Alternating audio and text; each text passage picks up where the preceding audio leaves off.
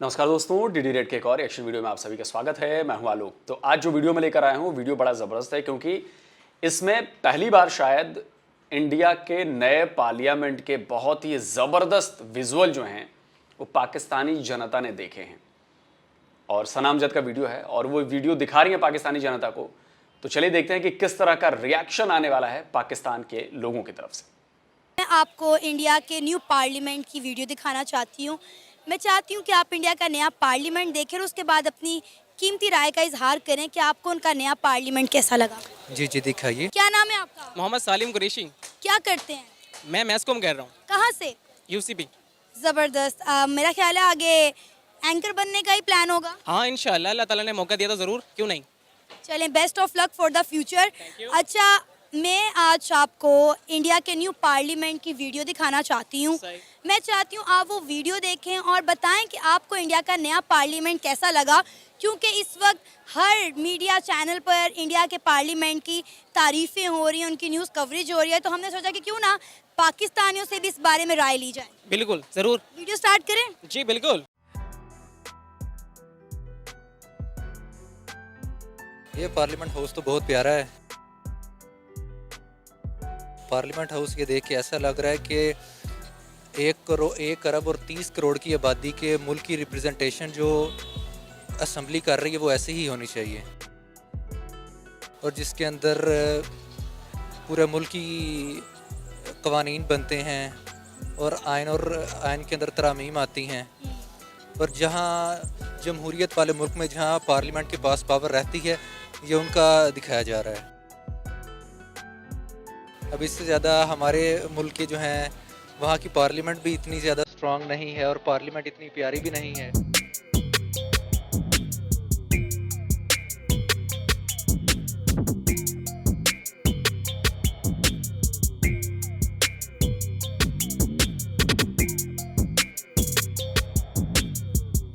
कैसा लग रहा है? ज़बरदस्त। इस पर क्या करें, ज़बरदस्त कहें या अफसोस का इजहार करें। अफसोस क्यों? अफसोस ये कि हमारे पाकिस्तान के अंदर इस तरह की चीज़ें नहीं है ना।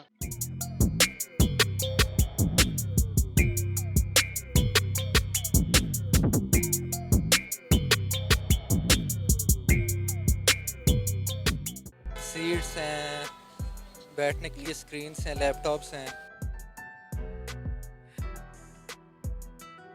कैसा लगा इंडिया का नया पार्लियामेंट? देखिए अफसोस करूंगा इस बात पे, क्योंकि देखें दोनों कंट्रीज़ की आज़ादी बिल्कुल एक साथ हुई है। 75 ईयर्स हो चुके हैं दोनों की आज़ादी को, लेकिन ये मासकॉम के स्टूडेंट हैं और पहला ही फैक्ट इन्होंने गलत बोला। ये मासकॉम के स्टूडेंट हैं, इनको पत्रकार बनना है, एंकर बनना है। खैर वैसे तो सारे एंकर ही बनने आते हैं, लेकिन चलिए भाई और भी लोग काम करते हैं, सिर्फ एंकर्स ही काम नहीं करते। और इन्होंने पहला ही फैक्ट जो है वो धाएं से गलत बोल दिया कि दोनों देश एक दिन आज़ाद हुए। तो मेरे भाई आपसे मैं ये सवाल पूछना चाहता हूँ कि प्लीज़ मुझे बताएं कि 15 अगस्त 1947 से पहले पाकिस्तान नाम का देश किधर था, कौन से कागजों में था, कहाँ पर बताया जाता था कि पाकिस्तान नाम का देश जो है वो गुलाम है। ये मुझे कृपया करके बताएं, ठीक है। इंडिया आज कहाँ पर है और हम कहाँ पर हैं? हम कहाँ पर घुसे हुए हैं कि नवाज शरीफ सही है या इमरान खान सही है? गद्दार कौन है? आर्मी गद्दार है या हमारे प्राइम मिनिस्टर साहब गद्दार हैं? किसी को कुछ नहीं पता।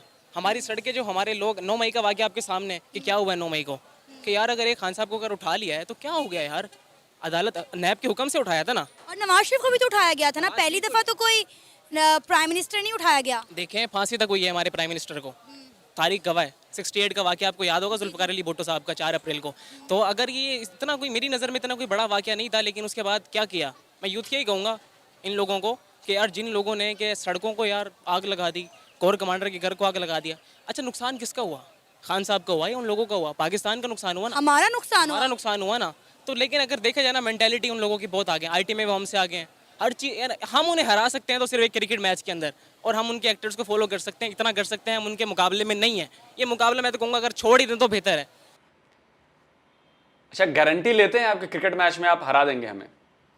गारंटी है इस बात की?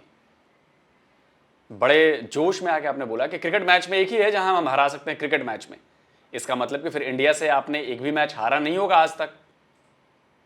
वर्ल्ड कप के मैचेस की याद दिलाऊं मैं, शायद 14-3 या 14-2 है, कुछ इस तरह का है मामला। कुछ भी बोलने से पहले मास कॉम के स्टूडेंट हैं आप फैक्ट चेक करिए, कुछ भी दाएं बाएं मत बोल दीजिए, फैक्ट चेक करिए, जो बोलते हैं आप उसमें वजन होना चाहिए। हल्की बात कहेंगे तो अभी से आपका मजाक उड़ना शुरू हो जाएगा।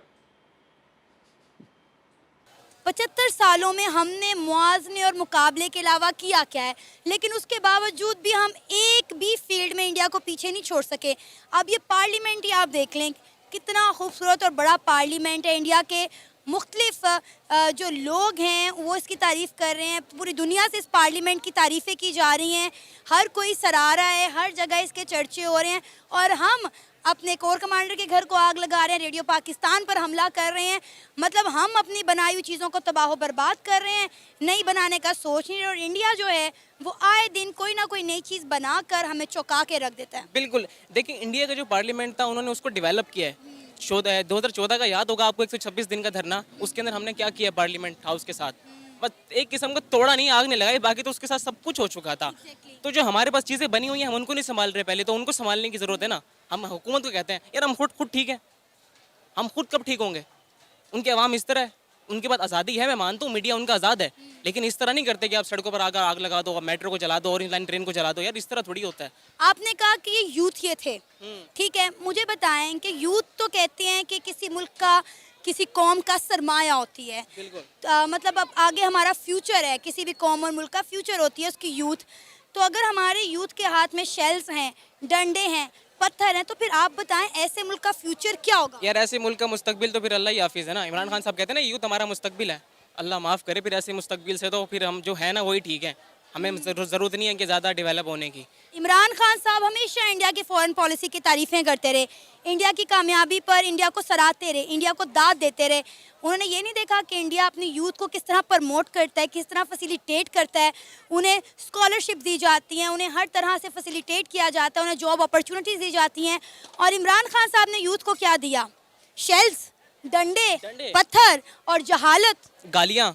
एक छोटा बच्चा है वो कह रहा है कि यार शू पॉलिशा, यार पता नहीं क्या क्या। यार देखें हमें सिखाया गया कि अपने से बड़ों की इज्जत करें। खान साहब भी है ना, मैं उनका नाम अदब के साथ ले रहा हूँ कि हमारे एक्स प्राइम मिनिस्टर रह चुके हैं, लेकिन एक छोटा सा बच्चा आप उसके मुंह से सुनते हैं चेरी ब्लॉसम, मरियम के पापा चोर हैं, यार ये तरबियत कर रहे हैं खान साहब। देखिए मुझे इस चीज़ से इख्तलाफ है, उनकी पॉलिसियाँ कुछ भी हैं, उन्होंने तकरीबन 3.5-4 साल गुजारे हैं हुकूमत के अंदर, चोर डाकू लुटेरे एनआरओ नहीं दूंगा, इसके अलावा क्या किए मुझे बता दें आप। कोई एक भी काम ऐसा, लाहौर देख लें आप, लाहौर में खड़े हैं इस टाइम आप, क्या किया उन्होंने लाहौर के लिए? बुज़दार साहब लगा दिए, बर्बादी की उन्होंने लाहौर को, हमजा का दौर का। और आपको आज से तकरीबन 1.5 साल पहले का लाहौर याद होगा, मैं वो वाक़या देख रहा था बकरा ईद पर, जो हमारी ईद उल अज़हा के मौके पर किस तरह आलाइशें ढेर गंदगी पड़ी हुई थी लाहौर में। और एक था कि वज़ीर आला जब थे हमारे, जो इस टाइम के प्राइम मिनिस्टर हैं शहबाज शरीफ साहब, उस वक्त का लाहौर में और अब के लाहौर में कितना फ़र्क नज़र आ रहा था। और हम कहते हैं कि हमने जम्मू कश्मीर को आज़ाद करवाना है। पाकिस्तान की अगर पंजाब की सिर्फ बात की जाए तो एक सूबा पंजाब और जम्मू कश्मीर मेरा ख्याल है एक तरफ। जितनी डेवलपमेंट इंडिया ने जम्मू कश्मीर में कर छोड़ी है, इतनी तो पंजाब लाहौर में डेवलपमेंट नहीं हुई। यार उनके लिए मेरे ख्याल से तो बेहतर है कि वो इंडिया के साथ कोई मुआहिदा करें और उनके साथ जुड़ जाएं, पाकिस्तान से तो दूर ही रहें तो बेहतर है। पाकिस्तान का काम नहीं है उनको आज़ाद कराना, और ये जो हमारे जो हम रह रहे हैं, हम खुश हैं कि पाकिस्तान में। वो हमारे साथ आना भी नहीं चाहते, वो कह रहे हैं हम बड़ी अच्छी और खुशहाल ज़िंदगी गुजार रहे हैं, हमारी छोड़ो अपनी फिक्र करो। हाँ, हमें अपनी फिक्र करनी चाहिए। हम कहते हैं ना कश्मीर को आज़ाद कराएंगे, वो भाई वो सही है हमसे। मेरे ख्याल से बस थोड़े बहुत एक दो हैं बातें जिस पर एक प्लेटफॉर्म पर अगर आकर बात कर लें तो सही हो सकता है मेरे ख्याल से। हम कहते हैं इंडिया हमारा दुश्मन मुल्क है, दुश्मन मुल्क से कुछ सीख क्यों नहीं लेते? कुछ आईटी का निज़ाम सीख लें, कोई एजुकेशन निज़ाम को अपने बेहतर कर लें। एक ही नारा हम लगाते हैं कि जी हम लोग एटमी ताकत हैं, इंडिया हमारी तरफ मैली आंख से नहीं देख सकता। आज यौम तकबीर है और आपने देखा होगा लिबर्टी में कितने बड़े लेवल पर जलसा हो रहा है, तमाम रोड ब्लॉक किए हुए हैं। लेकिन ऐसी एटमी ताकत होने का क्या फ़ायदा कि ना तो हम अपने यूथ को एजुकेशन दे पा रहे हैं, ना अच्छी नौकरियां दे पा रहे हैं। सारी हमारी क्रीम जो है वो बाहर चली जाती है और फिर हम कहते हैं कि हमारी कौम हमारे साथ वफादार ही नहीं। देखिए पाकिस्तान जो है ना वो एक्सेप्ट नहीं करता इंडिया को कि वो तरक्की याफ्ता है। हमारी अगर हुकूमत एक्सेप्ट कर लेना इंडिया को तो काफ़ी बेहतर होगा उनके लिए। हम एक्सेप्ट नहीं करते क्योंकि हम समझते हैं कि यार वो कोई हमसे कोई क्रिकेट मैच हरा कर ना, हम समझते हैं कि यार हमने तो तीर मार लिया। 2017 में चैंपियन ट्रॉफी का फाइनल हराया था, हमने कहा था बस अब तो आज़ाद, हमने फतह कर लिया। इमरान खान साहब भी तो एक वर्ल्ड कप जीतने के बाद आज तक उसी की दुहाइयाँ ही दे रहे हैं। बस उसी को भुगत रहे। शीशे का तमगा हमें मिला था, आज तक वही हमारे ऊपर मुसल्लत हुआ है। क्या लगता है कभी वो दिन देखना नसीब होगा कि हम किसी एक सेक्टर में, किसी एक फील्ड में इंडिया के साथ अपना मुआवजा कर सके और कह सके कि भाई इस फील्ड में हम इंडिया से आगे हैं? मेरा ख्याल है कि जब तक हमारे पॉलिटिशियन यही रहेंगे ना, आपने देखा है कि जब से मैं बड़ा हूँ 2008 से लेकर 2021 यानी 18 तक के इलेक्शन तक वही लोग आ रहे हैं। एक प्राइम मिनिस्टर तब्दील होता है, काबीना वही होती है सारी। जब तक ये काबीना तब्दील नहीं होगी ना, जब तक हमारे मुल्क का कुछ नहीं होने वाला। मेरा ये मैं यूथ में से हूँ, तो मेरा यही पॉइंट ऑफ व्यू है कि वज़ीर आज़म बदलने से कुछ नहीं होगा, निज़ाम बदलने से होगा। निज़ाम को बदला जाए कि हमारा निज़ाम सही नहीं है पाकिस्तान का। कैसा लगा आपको इंडिया का नया पार्लियामेंट? नया पार्लियामेंट देख के ऐसा लगा कि हर मुल्क का पार्लियामेंट, जितनी ज़्यादा डेमोक्रेसी वाले मुल्क हैं उनके अंदर पार्लियामेंट सबसे ज़्यादा अहमियत की हामिल होती है। और उधर पार्लियामेंट हाउस जो है ऐसा होना चाहिए कि लोग उसको देख के उसके ऊपर फ़ख्र महसूस कर सकें। सर ये पार्लियामेंट क्या लगता है कि कितनी मालियत का होगा, कितने पैसे लगे होंगे इस पे? ये पार्लियामेंट हाउस जो है न्यू दिल्ली के अंदर बना है ना, जी जी। तो at least 10 to 15 billion Indian rupees लगे होंगे। 800 करोड़ इंडियन रुपी। तकरीबन 8 बिलियन होगा ना, मैं 10 to 15 करता, 8 बिलियन इंडियन रुपीज़। सही। और सर आपको पता है कि ये पार्लियामेंट सिर्फ 2.5 साल के अरसे के अंदर कंप्लीट हुआ है। Quite impressive. और इस पार्लियामेंट को बनाते वक्त इंडिया के कल्चर का, इंडिया का जो आप कह लें कि ट्रेडिशनल है, उसको ख़ास तौर पर मद्देनज़र रखा गया। आपको फील हुआ कि इन चीज़ों को फॉलो किया गया? इन चीज़ों को फॉलो किया गया और उन्होंने अपना कल्चर प्रेजेंट करने की कोशिश की है। और एक उनकी अच्छी बात है कि जो उनके वज़ीर आज़म भी होते हैं वो कहीं भी जाते हैं, चाहे उनके अंदर उनकी कंट्री के अंदर नेशनलिज्म या लैंग्वेज जितनी मर्ज़ी, वो इंग्लिश को प्रमोट करते हैं।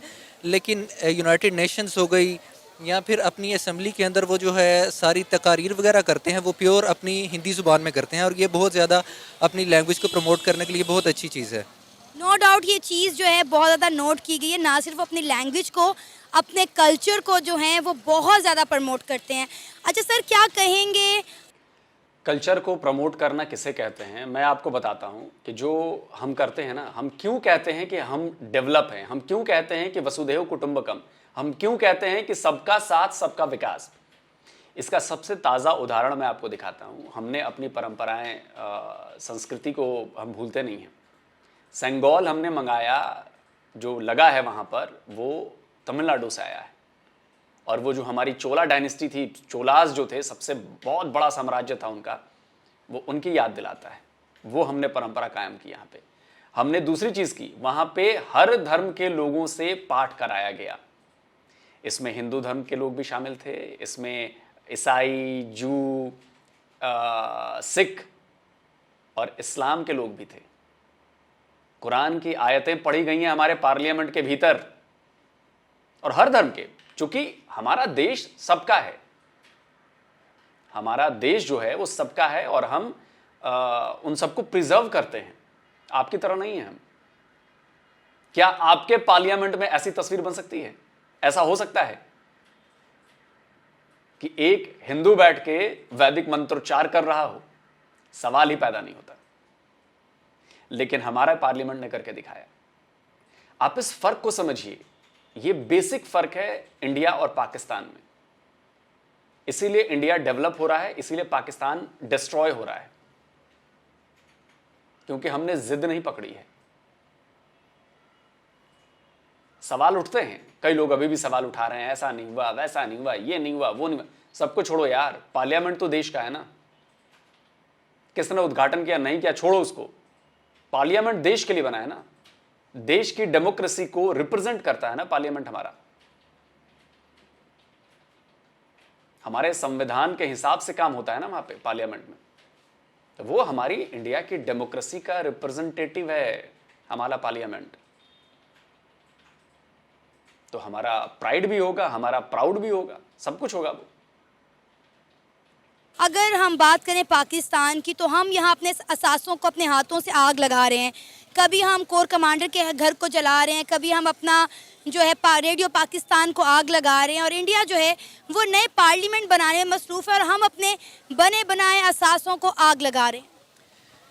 मैं इस पर यह कहना चाहूँगा कि बात असासों की नहीं है, बात इस चीज़ की है कि आपका जो है मुल्क का एक प्रॉपर निज़ाम होना चाहिए। जैसे इस मुल्क की डेमोक्रेसी है, ना मुझे रूलिंग पार्टी से कोई शिकायत है, ना मुझे अपोजिशन पार्टी से शिकायत है। शिकायत सिर्फ यह है कि पिछले 1-1.5 साल के अंदर जिस तरह भी निज़ाम कंट्रोल हो रहा है उसके अंदर सबसे ज़्यादा जो करेंसी हमारी डाउन जा रही है, मुल्क के अंदर महंगाई बढ़ रही है और गरीब तबके के लिए रिहाइश मुश्किल हो रही है। चूँकि मैं चिल्ड्रंस हॉस्पिटल के अंदर एज ए डॉक्टर जॉब कर रहा हूँ, तो मैं देखता हूँ कि उधर बच्चे के एक इतने से बेड के ऊपर छोटे छोटे 5 बच्चे होते हैं। अगर यही हम उनको मुल्क के हालात इस तरह से करें कि उनके लिए सबके लिए अलग अलग बेड्स हों, सबके लिए अलग अलग इनक्यूबेटर्स हों, सबके लिए हर चीज़ अवेलेबल हो, यहाँ तक कि सिर्फ इस चीज़ के लिए नहीं कि लोग एक दूसरे के साथ पावर के लिए लड़ रहे हैं। पावर की लड़ाई ने मुल्क के हालात को बहुत ज़्यादा बुरा कर दिया है। आपने बिल्कुल 100% सही बात की कि पावर की लड़ाई ने मुल्क का बेड़ा गर्क करके रख दिया है। सिर्फ हेल्थ की बात नहीं है, हमारा एजुकेशन का निज़ाम देख लें, हमारा आईटी का निज़ाम देख लें, महंगाई देख लें, हर चीज़ तबाह बर्बाद हो गई, हमारी इंडस्ट्रीज़ बंद होकर रह गई हैं। मतलब हमने हमेशा हर चीज़ में इंडिया से मुआवजा किया है, तो हम फिर इंडिया से सियासत क्यों नहीं सीख लेते? मुल्क को किस तरह चलाते हैं, क्या हमारे सियासतदान इंडिया से ये क्यों नहीं सीख सकते? सिर्फ एक ही चीज़ जो मैटर करती है आजकल की जो दुनिया है उसके अंदर, ये मैटर नहीं करता कि आप किस तरह की क्या कर रहे हैं, क्या चीज़ नहीं कर रहे हैं। सबसे ज़रूरी चीज़ होती है कि आपकी इकॉनमी कितनी स्ट्रॉन्ग है। जापान को देखिए, आफ्टर हिरोशिमा नागासाकी उसने अपनी इकॉनमी को कितना स्ट्रॉन्ग किया। चाइना हमसे बाद में आज़ाद होकर उसने अपनी इकॉनमी को कितना स्ट्रॉन्ग कर दिया। सर बांग्लादेश देख लें, बांग्लादेश देख लें, उसके बाद आप अफगानिस्तान देख लें जहां 20 साल जंग होती रही है, उसकी करेंसी हमसे हमारे पास डॉलर 290 प्लस है, उधर डॉलर 84 85 के। अफगानिस्तान की करेंसी जहां 20 साल जंग होती रही है, वहाँ की करेंसी भी हमसे बेहतर है। तो इस चीज़ से पता चलता है कि जो मुल्क की सबसे ज़्यादा इंपॉर्टेंट चीज़ होती है इकॉनमी, उस तरफ से हम सबसे पीछे जा रहे हैं। और सर फिर हम कहते हैं कि हम जो है न्यूक्लियर पावर हैं, हमारी तरफ कोई मैली आंख से देख नहीं सकता। ये लोग जानते ही नहीं है कि ये इकॉनमी की जंग है, अब वेपन्स की जंग नहीं रही।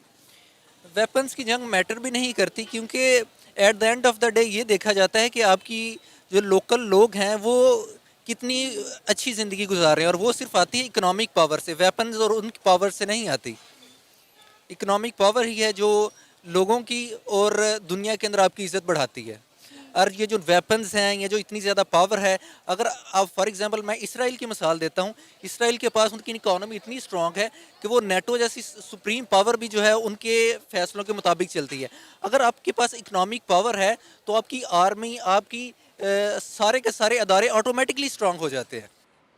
देखिए ये बातें ठीक है, लेकिन ये कहना है कि इजराइल की इकॉनमी इतनी मजबूत है कि वो नेटो भी उनके सामने, जी नहीं। इजराइल की मजबूती का सबसे प्रमुख कारण है वो पता है क्या है? टेक्नोलॉजी। इजराइल टेक्नोलॉजी में इतना ज्यादा आगे है कि बाकी लोग सोच भी नहीं सकते, वहां से उनकी सोच शुरू होती है। उनके वेपन्स दुनिया भर में इस्तेमाल किए जाते हैं, उनके वेपन्स की जो टेक्नोलॉजी है वो दुनिया भर में इस्तेमाल की जाती है। वो हमेशा नई चीज लेकर आते हैं। आप छोड़िए, आप अभी तो बंदूक गोली पे हैं, उन्होंने लेजर को हथियार बना दिया, आयरन बीम बना दिया है जिससे एयर डिफेंस करेंगे। वो बस एक लेजर चलेगी और मिसाइल खत्म। ये टेक्नोलॉजी है। और सिर्फ वेपन्स में नहीं, उनकी टेक्नोलॉजी हर जगह में। आप सिक्योरिटी में देखिए, उनकी जो फेंसिंग होती है उनमें जबरदस्त टेक्नोलॉजी का इस्तेमाल होता है। उनमें वहां जो एग्रीकल्चर लैंड्स हैं, वहां पे जो खेती की जाती है, उसमें जबरदस्त टेक्नोलॉजी का इस्तेमाल किया जाता है। और उसका फायदा उन्हें यह मिलता है कि वो कम जमीन में भी ज्यादा उपजाते हैं अनाज। उन्होंने टेक्नोलॉजी बनाई। बहुत साल पहले मोदी जी गए थे वहां पे एज ए पीएम, अभी मतलब 5-6 साल पहले। समंदर का खारा पानी रियल टाइम में मीठे पानी में तब्दील हो रहा था। आप सोचिए कि इस टेक्नोलॉजी से पीने के पानी का संकट कितना जल्दी हम दूर कर सकते हैं। रेगिस्तान जैसा माहौल था, वहां पे उन लोगों ने खेती की टेक्नोलॉजी की बदौलत, और वो हमारी सोच से भी कहीं आगे हैं टेक्नोलॉजी के एडवांसमेंट में। तो मजबूती उनकी टेक्नोलॉजी है, पैसा नहीं। पैसा तो वहीं जाएगा। जब आपके पास इनोवेशन होगी तो पैसा अपने आप आएगा। जब आप इन्वेंट करेंगे चीजों को तो पैसा अपने आप आएगा। अब अगर हम बात करें सियासत की, तो इंडिया में बहुत बड़ी बड़ी सियासी जमातें हैं, लेकिन पिछले कुछ दिनों में पाकिस्तान में जो हो गया है और जो हो रहा है वो आज तक इंडिया में नहीं देखा गया। इसके ऊपर मैं सिर्फ एक ही चीज़ कहूँगा कि ये काफ़ी अफसोसनाक है, मुल्क के लिए बहुत नेगेटिव है। हालात बेहतरी की तरफ जाने चाहिए। किसी एक को जोन सा मर्जी है, चाहे कोई इदारा है, चाहे सियासतदान है, चाहे हमारी अदलिया है, मुकन्ना है, या जो भी है, किसी एक को बढ़ के मुल्क को एक सीधी राह के ऊपर लगाना होगा। हमें ये नहीं चाहिए कि कौन कंट्रोल कर रहा है, कौन नहीं कंट्रोल कर रहा। सिर्फ इकोनॉमी को एक साइड पे एक बेहतरी सिमत में लगाया जाए ताकि ये इतनी लड़ाइयाँ और इतना जो मुल्क के अंदर फसादात हैं ये बंद हो सके और मुल्क एक अच्छी राह की तरफ चल सके। पाकिस्तान की आवाम इस कदर डर गई हुई है कि कोई लोग बात करने को तैयार नहीं। अभी इस मार्केट के हमने 2 चक्कर लगा लिए। आप यकीन करें, you are the first one जिसने 1 घंटे के अंदर हमें कहा कि आप हमसे बात करना चाहते हैं। मुल्क की मौजूदा सूरत हाल से लोग इतना डर चुके हैं, इतना सहम चुके हैं कि वो कैमरे के आगे आकर अपनी राय का इजहार भी नहीं करना चाहते। इसके बारे में मैं सिर्फ यही कहूँगा कि खौफो हिरास पिलाया जा रहा है। कोई भी अदारा या कोई भी सियासतदान, सारों के नज़र के अंदर जो भी हैं वो सियासत में इसलिए आते हैं, चाहे उनके अल्टीरियर मोटिव्स होते हैं, लेकिन अल्टीमेटली आवाम को सर्व करने आते हैं। ये अदारे भी हमारे हैं, ये सियासतदान भी हमारे हैं। इन सबको मिल के एक पेज पे आकर ये जितना अभी भी कोशिश कर रहे हैं, ये कोशिश इसको बेहतर बनाएं। अभी भी जिधर मैं हॉस्पिटल्स के अंदर काम करता हूँ, अभी भी बहुत ज़्यादा चीज़ें जो है फ्री की प्रोवाइड की जा रही हैं, लेकिन आज से 10 साल पहले वो चीज़ें और ज़्यादा चीज़ें फ्री की अवेलेबल थी। कहना ये चाह रहा हूँ कि सारे अदारे और सारे सियासतदान और पॉलिटिकल पार्टीज़ डेमोक्रेसी को प्रमोट करें और एक मुल्क की बेहतरी की तरफ जाएंगे। मुल्क पहले बेहतर था, अब पिछले 1.5 साल के अंदर आवाम के लिए मुश्किलात बहुत बढ़ी हैं। आवाम के लिए आसानियाँ पैदा करें। मैं आपको मिसाल देता हूँ, आज से 8 साल पहले जो हमारी पे थी, जब हमारी पे थी तो एटलीस्ट तब डॉलर हमारा था 100 या $100 या $110 का। आज से 8-10 साल बाद भी हमारी पे उतनी ही है और आज डॉलर 290 रुपीज़ का है। तो देखें कि हमारी मुल्क किस सीमत में जा रहा है। ये था हमारा आज का प्रोग्राम। आपने जाने पाकिस्तानी अवाम के अमेजिंग रिएक्शन इंडिया के न्यू पार्लियामेंट बिल्डिंग पर। उम्मीद है आपको आज का हमारा ये प्रोग्राम और पाकिस्तानी अवाम के रिएक्शंस पसंद आए होंगे। आप भी अपनी राय का इजहार कर सकते हैं नीचे दिए गए कमेंट सेक्शन में।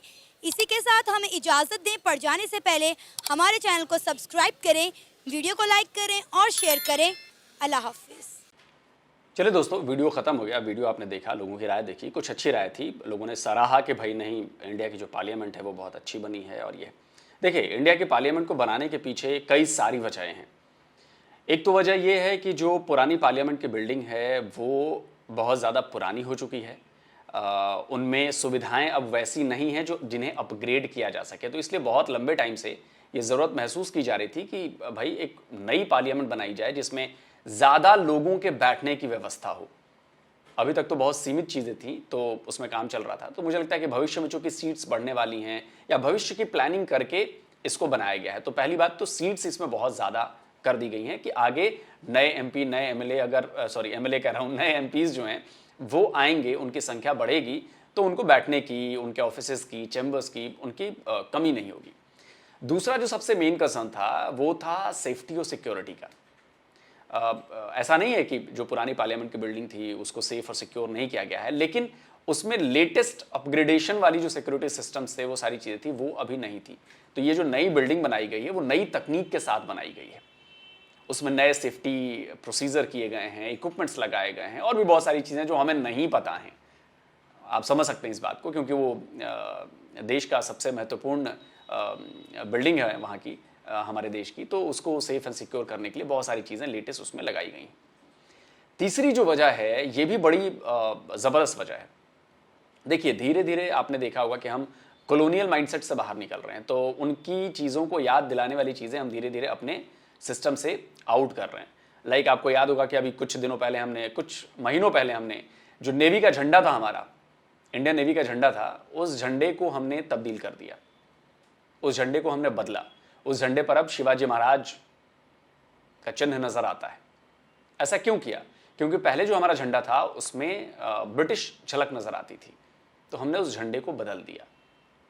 अब वो नई चीज शुरू होगी। वैसे ही जो हमारा पुराना पार्लियामेंट था उससे ब्रिटिश कॉलोनिज्म की झलक आती थी, तो उसको भी हमने अब धीरे धीरे, चूंकि अब ठीक है, आने वाला वक्त जो है वो भारत अपनी पहचान बनाना चाहता है, अपनी चीज दिखाना चाहता है, तो जो नई पार्लियामेंट है वो नए भारत की नई पार्लियामेंट है, नई तस्वीर है।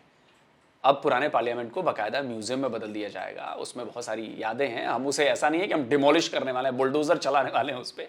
वो धरोहर की तरह संभाल के रखी जाएगी, बहुत अच्छे से संभाल के रखी जाएगी, उसको म्यूज़ियम बनाया जाएगा। और मुझे लगता है कि आने वाले दिनों में वो आम आदमी के लिए भी खोला जाएगा कि आप लोग आइए और देखिए। जो हमारी नई पार्लियामेंट है, इसमें बहुत सारी चीज़ें हैं। इसमें हमारे पुराने भारत के एक स्वरूप को भी दिखाया गया है, जिसे हम अखंड भारत कहते हैं, जिसमें अफगानिस्तान और ये सब शामिल हैं। तो ये हमारे अतीत की याद दिलाता है कि ये जो पार्लियामेंट है, ये वो देश है जो ऐसा हुआ करता था कभी, तो उसकी याद दिलाता है। फिर इसमें जो सम्राट अशोक थे, उनकी चीज़ों को भी शामिल किया गया है। उनका एक शिलालेख है, उसका रिप्लिका दिखाया गया है। प्लस जो अशोक चक्र है, जो हमारे झंडे पर बनाया गया है, वो अशोक चक्र है वहाँ पर। फिर जो शेर हैं, वो भी अशोक स्तंभ जिसे कहते हैं, उसके जो शेर हैं वो भी उसमें है। तो बहुत सारी चीज़ें हैं जो प्रेरित हैं हमारी संस्कृति से, हमारे इतिहास से। तो बहुत ज़रूरी है, ऐसा करना बहुत ज़रूरी था।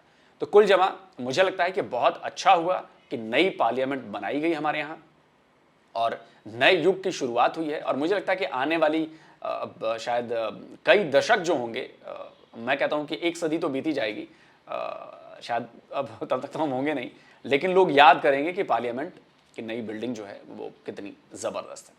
तो जल्दी मिलता हूँ एक और नए वीडियो के साथ। नमस्कार, जय हिंद।